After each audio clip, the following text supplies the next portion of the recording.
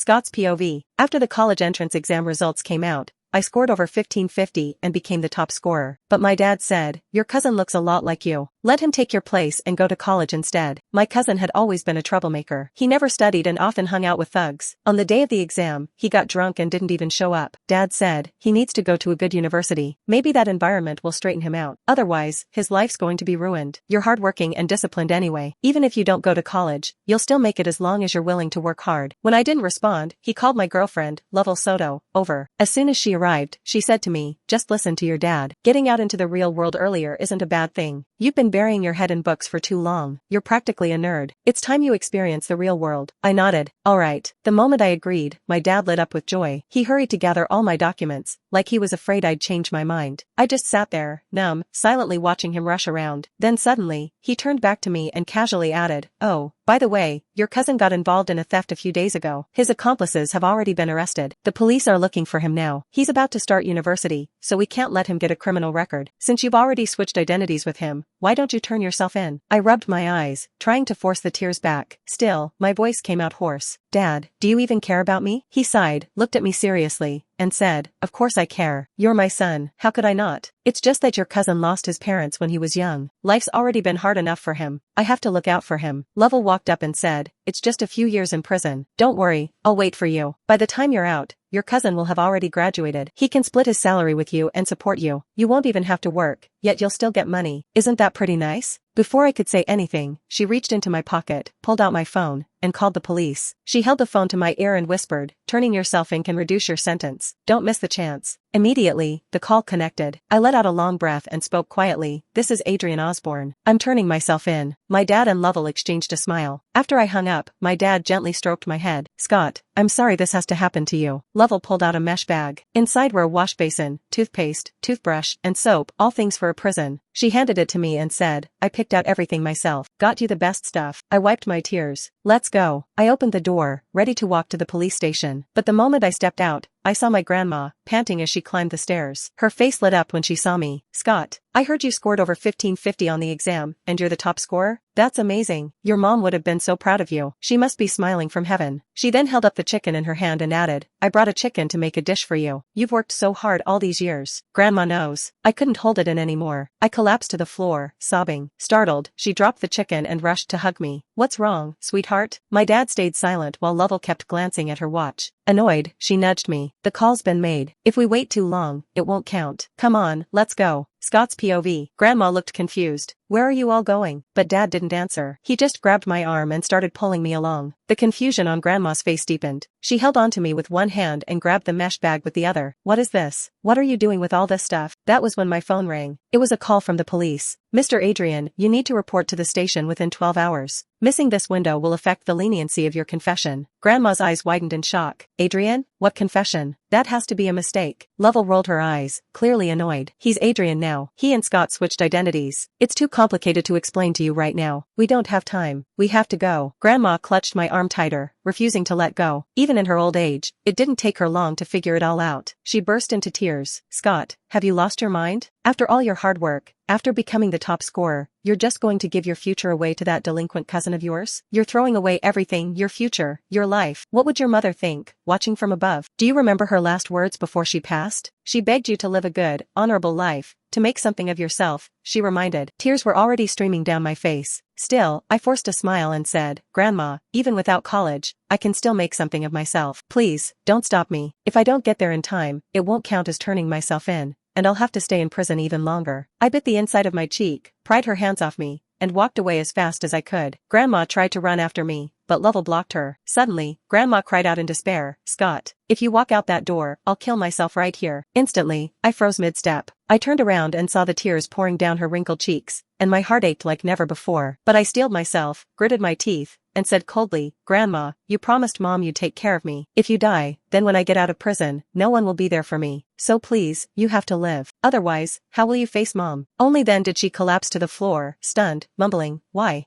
is this happening?" Dad and Lovell took the chance chance to drag me down the stairs and shove me into the car. I sat there with my eyes closed, but I could still hear Grandma's cries echoing in my head. I'm sorry, Grandma. We arrived at the police station quickly, but Dad didn't let me get out of the car just yet. Lovell pulled out a tiny glass vial and a few cotton swabs. She said calmly, Scott, you and your cousin may look alike, but your fingerprints aren't the same. That could be a problem. This is going to hurt, but hang in there. What she pulled out was sulfuric acid. She dipped a cotton swab in it and started rubbing it on my fingertips. The pain was excruciating. I screamed, but she held my hand firmly, refusing to let me pull away. It felt like fire drilling into my nerves, every fingertip burning straight to the bone. My whole body convulsed from the agony, but Dad pinned my shoulders down, making sure I couldn't move. Lovell looked heartbroken. I know it hurts. I'm so sorry. Just a little more. Almost done. Her face was full of sympathy, but her hands never stopped. All 10 of my fingers were burned. By the time they were finished, my shirt was drenched in sweat, and my throat was raw from screaming. Dad handed me a bottle of water with a kind smile. The moment I took a sip to soothe my throat, they grabbed me again and pulled me out of the car, marching me straight toward the police station. Scott's POV. When I was filling out the paperwork, my fingers hurt so badly I could barely hold the pen. Soon after, someone from the detention center came to pick me up. Before the trial, I'd have to be held in custody. My dad let out a sigh and asked the officer, "Can we have a moment? Just to say goodbye?" The officer gave us a sympathetic look and led us into a small, bare visiting room. I sat down and said in a low voice, "What's left to say?" "Everything that needed to be said has already been said." Lovell was on her phone as she replied, "Don't worry, he's almost here." I frowned. "Who?" Right then, the door opened and Adrian walked in. He strolled in with a grin and said, "Bro, thanks for giving me the chance to go to college." Dad added seriously, "Adrian came all the way here because he wanted to thank you in person." I nodded silently. Then Adrian complained to Lovell,